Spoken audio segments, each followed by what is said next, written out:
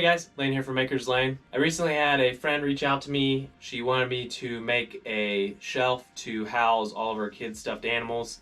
After going back and forth, we came up with this. First thing we need to do is get the materials and then we can start on the project. Let's go.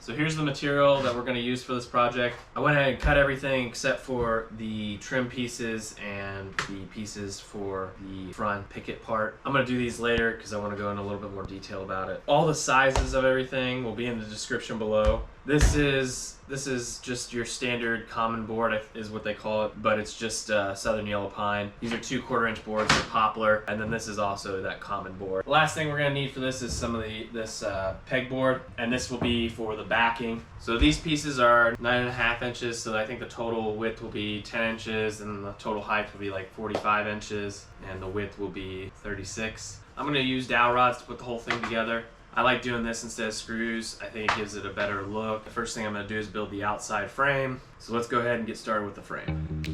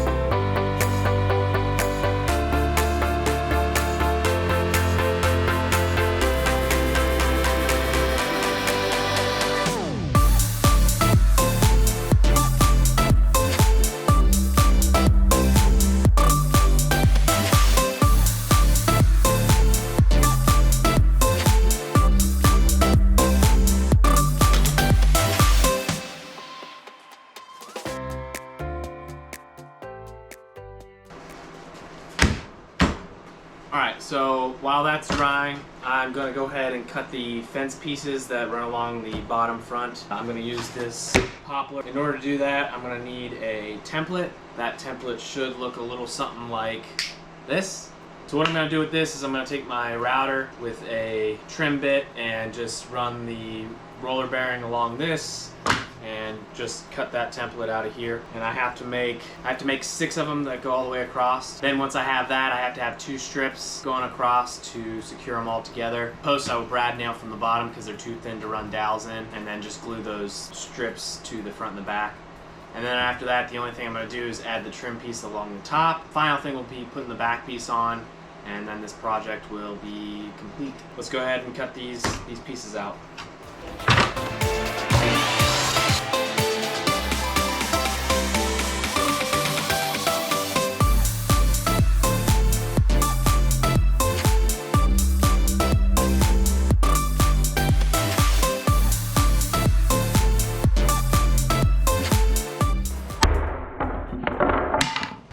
Alright, so now that I have these all cut and routed the way I want them to look, what I'm going to do next, I'm going to take and set them all the correct distances that I want them apart to fit inside the shelves. And then I'll take these 2 strips that I had that I got from excess material from this, and I will run one along the bottom and then one up towards the top, and I'll glue them and let them sit. And then once the glue's dried, I will put them inside the shelf, and then I will put some nails in the bottom and in the side to secure it in. And then once that's all secured in, I can put the back on, and then the project will be done.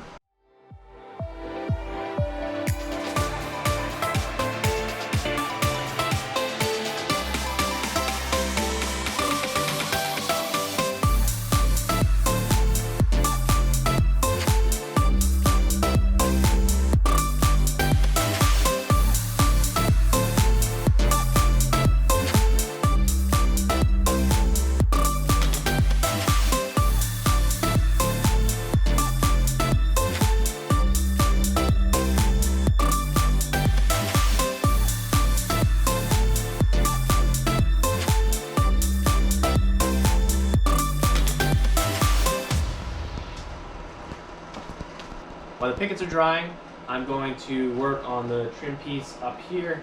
It's the last real piece I gotta put on other than the back.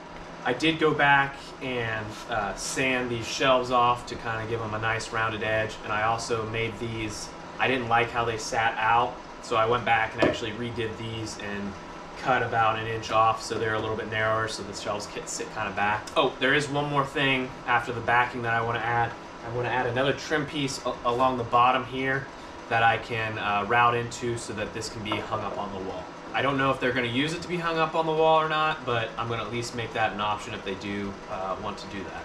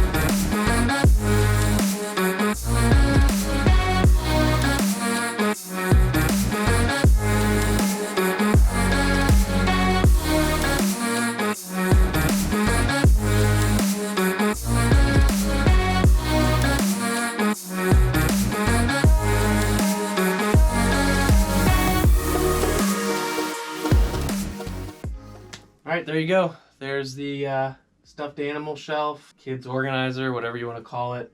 I thought when I first started building it, it was going to be too big, but after putting all of our animals in there, it's pretty much the perfect size.